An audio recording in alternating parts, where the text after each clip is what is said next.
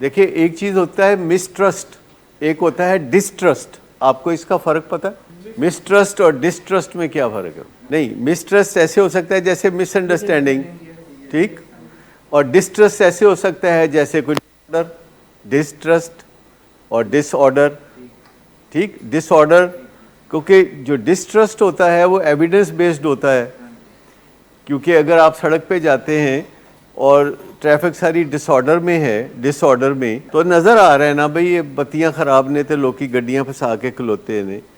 लेकिन जो मिसट्रस्ट है ये मिसबिहेवियर से और मिसअंडरस्टैंडिंग से समझ आएगा कि जब हम मिसट्रस्ट कर रहे होते हैं तो हम मिसअंडरस्टैंडिंग करके मिसबिहेवियर कर रहे होते हैं।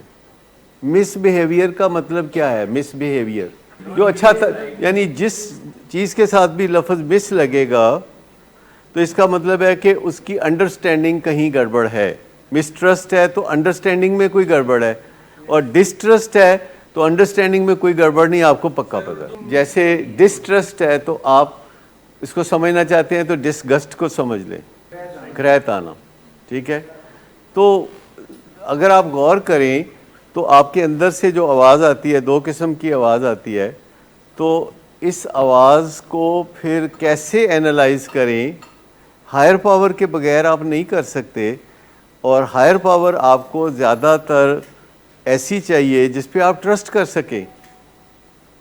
और अगर वालिदैन पे आप ट्रस्ट नहीं कर सकते तो दूसरों पे ट्रस्ट करना ज़रा मुश्किल होगा।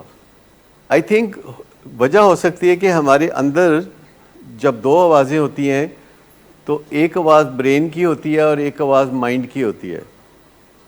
और जो ब्रेन की हमारी आवाज़ होती है और वो एक एनिमल ओरिजिन की आवाज़ होती है। ब्रेन से जो आवाज़ आती है कि नशा करो, मज़ा आएगा, नतीजे की परवाह ना करो, तो ये आवाज़ एनिमल ओरिजिन की है, क्योंकि एनिमल्स को बिल्कुल नताइज की कोई परवाह नहीं होती। ह्यूमन बीइंग को हमेशा नताइज की परवाह होती है। तो पहले तो ये देखना चाहिए कि ये मेरा ब्रेन है कि ये मेरा माइंड है। अगर ब्रेन कुछ कह रहा है तो वो अलग से एक आवाज़ है, अगर माइंड कुछ कह रहा है तो वो अलग से आवाज़ है।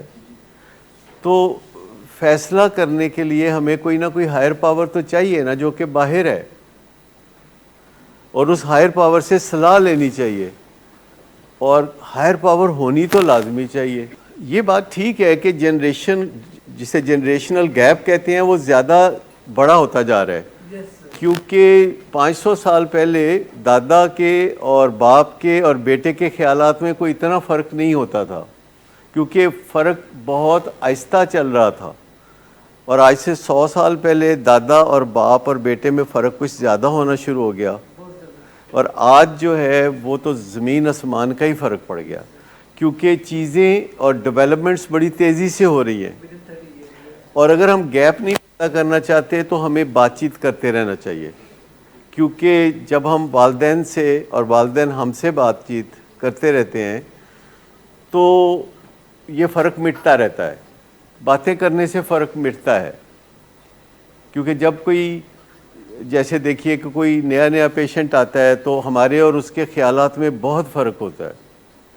फिर 100 दिन के बाद उसके ख़यालात और हमारे ख़यालात में काफ़ी मुमासलत होती है, और फिर आउटडोर में जब वो आना शुरू होता है, फिर वो 1 साल की रिकवरी, 2 साल की रिकवरी, 10 साल की रिकवरी, और बाद में फिर फ़र्क ही नहीं रहता।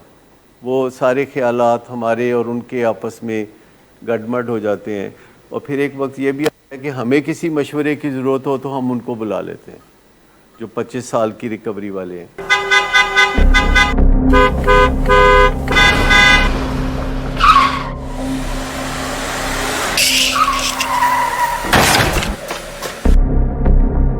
घटिया इंसान, इतनी देर से गेट क्यों खोला? सोए हुए थे तुम क्या? सर मैंने तो मिनट भी बकवास ना कर तुम मेरे साथ। क्या कर रहे हैं आप? अब्बा जी घर पे हैं, नशे में गालियां दे रहे हैं। खुदारा होश में आए, क्या हो गया आपको? होश में कैसे आऊं? सारा किया धरा इन्हीं का तो है। शराब नोशी की वजह किरदार की खराबी नहीं, मूड की खराबी है। शराब नोशी कभी भी नशे की बीमारी में बदल सकती है। नशे की बीमारी हर स्टेज पर काबिले इलाज है। मदद हासिल कीजिए क्योंकि वो ऐसा नहीं करेगा। विलिंग वेज से मदद हासिल कीजिए, कहीं से भी मदद हासिल कीजिए, लेकिन फौरी मदद हासिल कीजिए। जिस मुआवजे के इंतजार में आपने बहुत देर कर दी, अब वो दस्तक दे रहा है। मदद हासिल कीजिए, मदद हासिल कीजिए, मदद हासिल कीजिए।